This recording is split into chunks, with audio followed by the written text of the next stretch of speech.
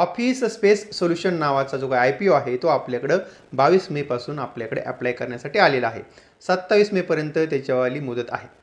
पण मित्रांनो, घ्यायचा का नाही? आता ज्या लोकांना बंपर लिस्टिंगची अपेक्षा आहे तर अशा लोकांनी ह्या IPOला हात लावायचा नाही. आणि ज्या लोकांना असं वाटतंय का मला रिटर्न नाही भेटले तरी चालतील तर अशांनी IPO घ्या. आता ह्या कंपनीच्या मित्रांनो IPOची जी काय आहे प्राइस बँड ती साधारणतः 364 ते 383 ठेवलेली आहे. आणि म्हणजे कमीत कमी आपल्याला 39 शेअरचा लॉट घ्यावा लागेल. आता कंपनी काम काय करते तर कंपनी मित्रांनो साधारणतः आपल्याला माहिती असेल साधारणतः MNC कंपन्या असतात किंवा साधारणतः छोट्याशा स्टार्टअप कंपन्या असतात तर त्यांना कंपनी रेंटवरती ऑफिसेस वगैरे देत असते.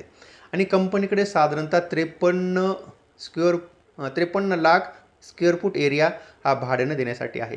पण 4 वर्षापासून कंपनीचा धंदा तर वाढतोय पण कंपनी 4 वर्षापासून लॉसमध्ये आहे. आणि त्याच्यामुळे मित्रांनो सावधानता बाळगा आणि IPOला हात लावू